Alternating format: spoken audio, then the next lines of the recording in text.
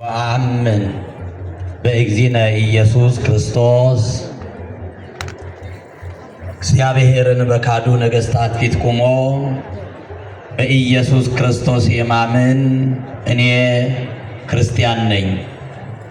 ብፁዕ አባታችን አቡነ አብርሃም የባህር ዳርና የሰሜን ጎጃም ሀገረ ስብከት ሊቀ ጳጳስ የቅዱስ ሲኖዶስ አባል፣ ክቡር አባታችን መልአከ ሰላም ኤፍሬም ሙሉ ዓለም የባህር ዳር ሀገረ ስብከት ዋና ስራ አስኪያጅ፣ ክቡር መልአከ ብርሃን ፍስሐ ጥላሁን የባህር ዳር ሀገረ ስብከት ዋና ጸሐፊ፣ ክቡር መልአከ ገነት አባ ወልደ ትንሣኤ የፈለገ ገነት ባህር ዳር ቅዱስ ጊዮርጊስ ካቴድራል ዋና አስተዳዳሪ፣ ክቡር መምህረ ሊቃውንት ማዕበል ፈጠነ የባህር ዳር ሀገረ ስብከት ስብከተ ወንጌልና ሐዋርያዊ ተልእኮ መምሪያ ዋና ኃላፊና የፈለገ ገነት አራቱ ጉባኤያት ምስክር ጉባኤ ቤት መምህር፣ የተከበራችሁ የሀገረ ስብከቱ የየሥራ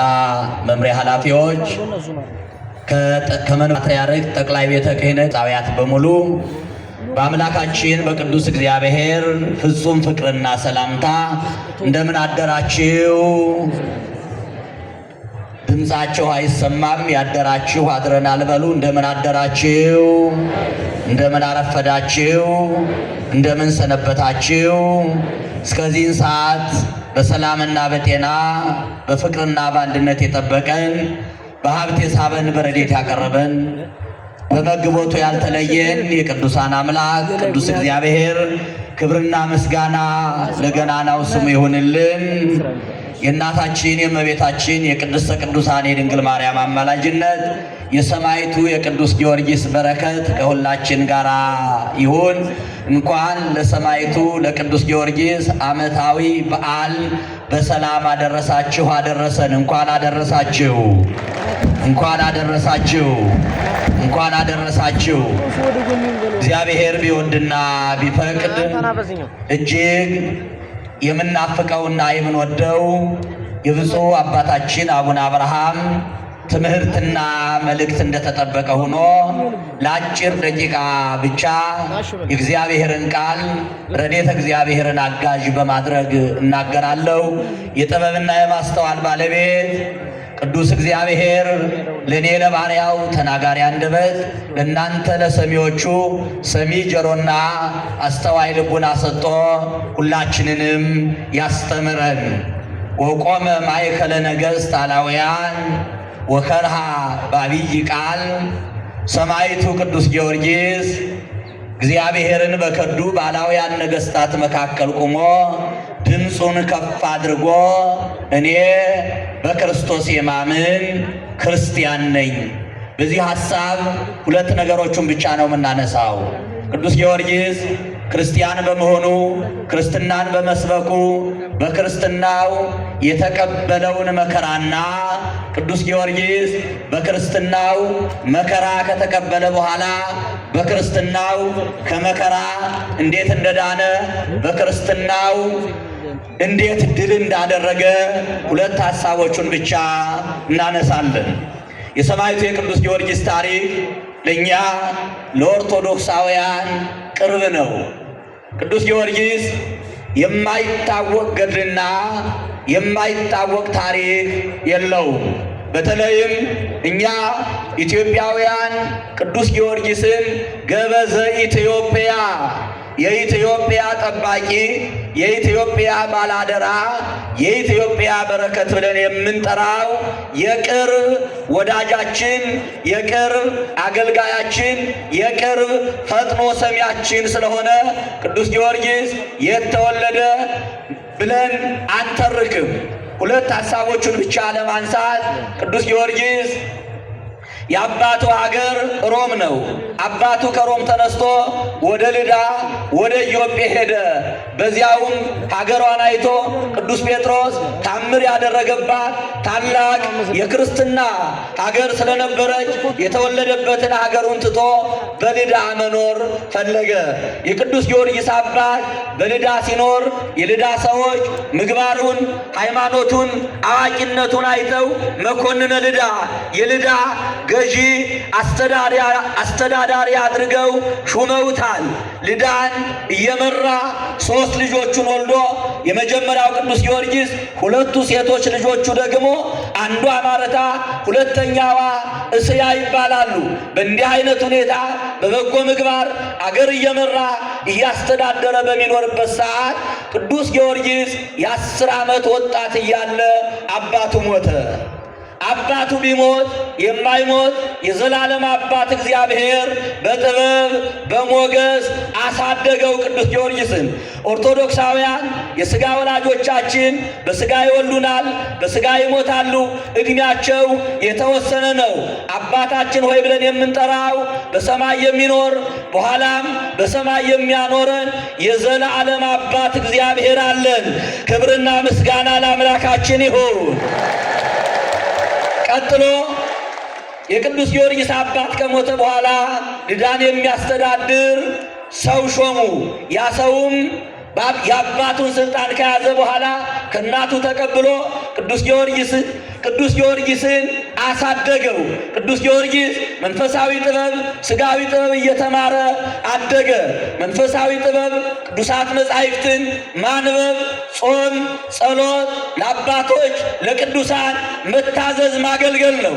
ሥጋዊ ጥበብ ደግሞ ነዲፈ ቀስት ንዑ አራዊትን ማደን፣ ቀስት መወርወር፣ እነዚህን እየተማረ አድጎ 20 ዓመት ሲሞላው ከተወለደበት ሀገር ከልዳ ተነስቶ ብዙ ነገሥታት ወዳሉባት ወዳደገችዋ ከተማ ንጉሡ ዱድያኖስ ወዳለባት የአባቱን ሹመት ለመቀበል ብዙ ወርቅ፣ ብዙ ብር፣ ብዙ እጅ መንሻ ይዞ ሄደ።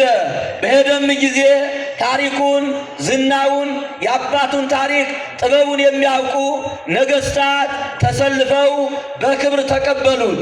ያን ጊዜ ግን ቅዱስ ጊዮርጊስን ያልወደዱበት፣ ቅዱስ ጊዮርጊስ ከነሱ ያልወደደው አንድ ግብር ነበረ። በዚያ ዘመን የነበሩ ሰዎች እግዚአብሔርን የሚጠሉ በይበልጥም ደግሞ በክርስቶስ ክርስቲያን ተብለው የተጠሩ ክርስቲያኖችን የሚያሳድዱ መከራ የሚያጸኑ ክፉ ሰዎች ነበሩ።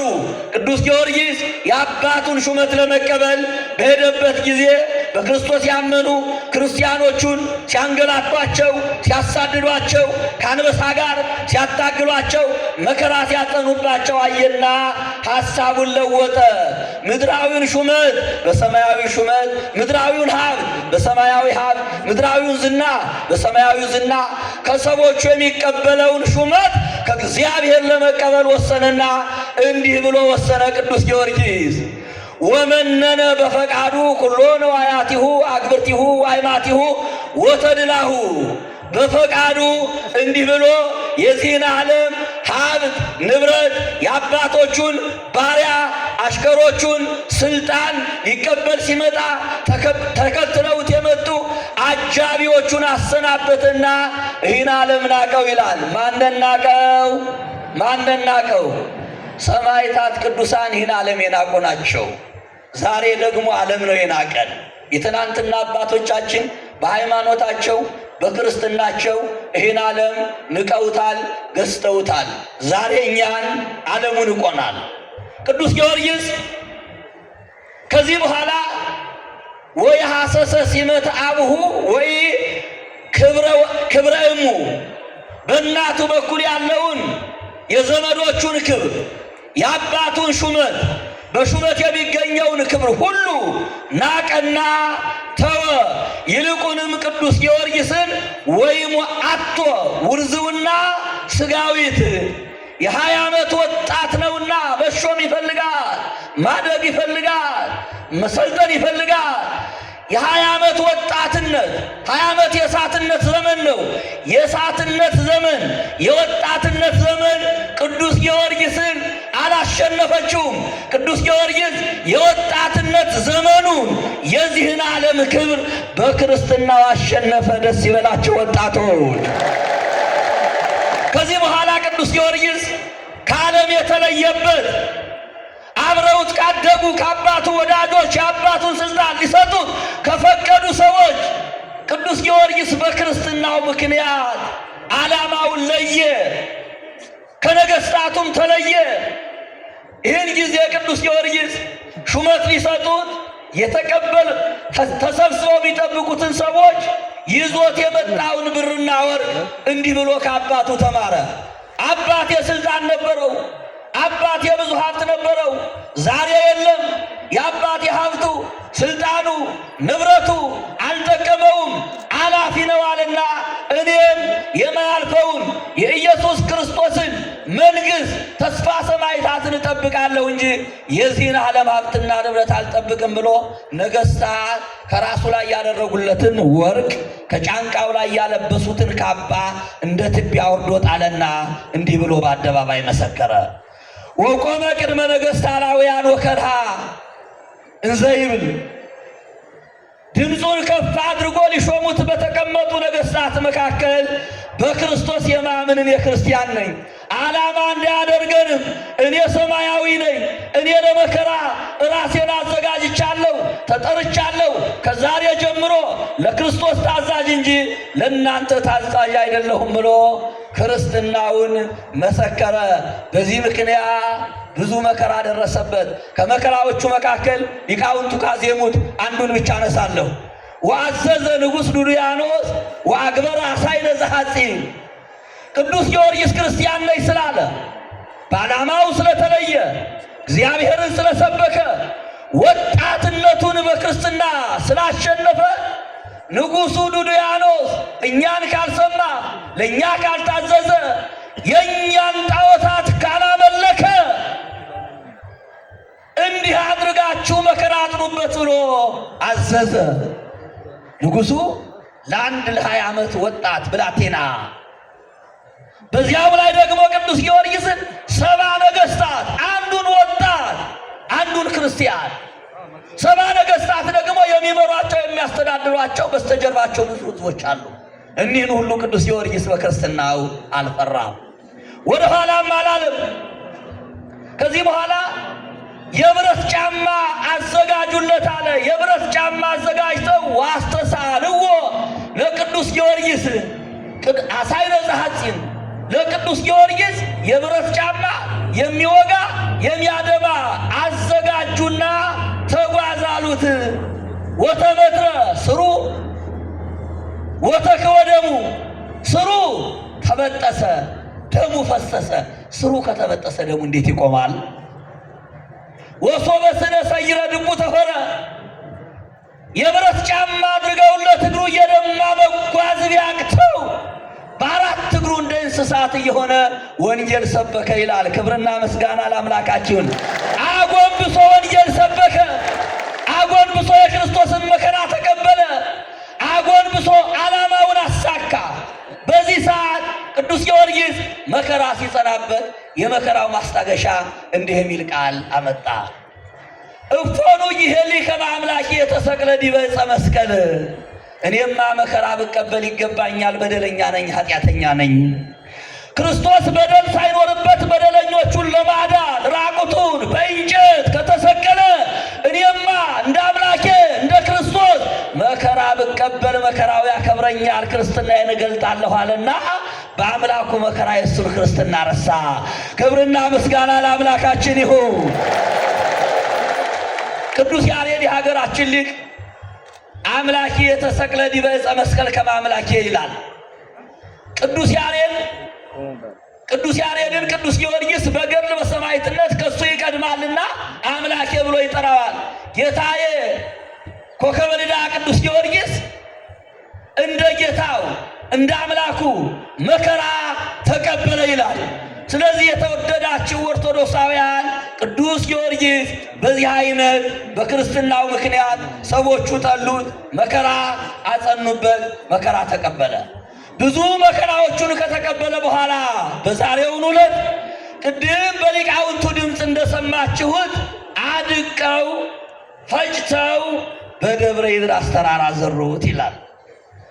የተወደዳችሁ ኦርቶዶክሳውያን ቅዱስ ጊዮርጊስ በደብረ ይድራስ ተዘራ። ለምንድን ነው የተዘራው? ለመብቀል ነው። የተዘራ ይበቅል አይደል እንዴ? ቅዱስ ጊዮርጊስን በተኑት አካሉ። ቅዱስ ጊዮርጊስ የተበተነው ክርስትናን ለማፍራት ነው። ቅዱስ ጊዮርጊስ ዛሬ በቅዱስ ጊዮርጊስ ሰማዕትነት የተሰበሰብነው የቅዱስ ጊዮርጊስ የቅዱስ ጊዮርጊስ ወንጌል የቅዱስ ጊዮርጊስ ተጋድሎ ተዘርቶ የሰበሰበን ክርስቲያኖች ነን። ክብርና ምስጋና ለአምላካችን ይሁን። ቅዱስ ጊዮርጊስ ይህን ሁሉ መከራ በክርስትናው ተቀበለ። ከዚያ በኋላ በክርስትናው ምክንያት ከደረሰበት መከራ አጥንቱ ተደቁሶ ደቆ ከተፈጨ በኋላ በደብረ ይድራስ ተራራ የደብረ ይድራስ ተራሮች ቅዱስ ጊዮርጊስን ሰበኩት። ክብርና ምስጋና ለአምላካችን ይሁን። የደብረ ይድራስ ቅጠሎች አከበሩት። የባህር ዳር ወጣቶች ዛሬም እኮ የባህር ዳር አደባባዮች ከፍ ብለው በቅርብ ርቀት ላይ ቅዱስ ጊዮርጊስን እየሰበኩ ነው።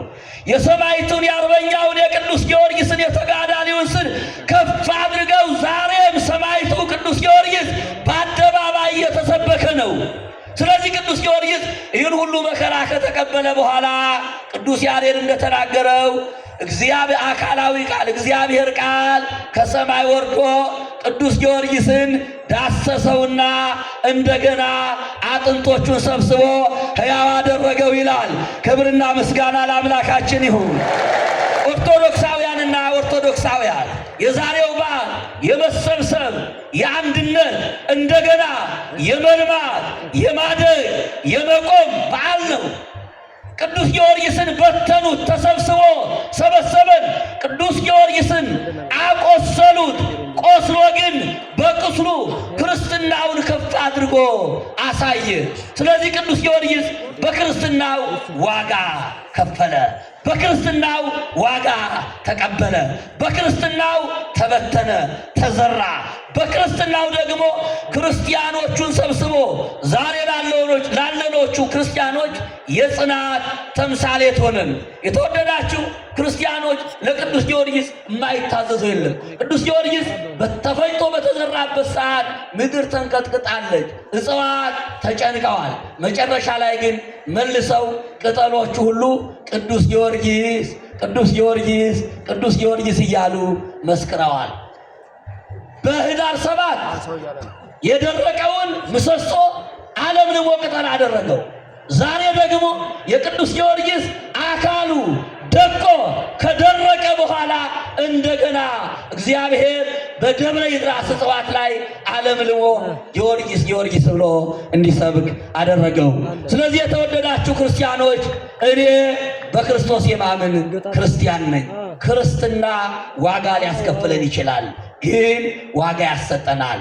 ክርስትና መከራ ሊያመጣብን ይችላል፣ ግን መከራውን ማለፍ ማሸነፍ ባለድል ባለ ታሪክ የምንሆነው በክርስትናችን ጸንተን እንደ ቅዱስ ጊዮርጊስ መከራውን ተጋፍተን ድል ካደረግን በኋላ እንደ ቅዱስ ጊዮርጊስ የድል ባለቤቶች እንሆናለን።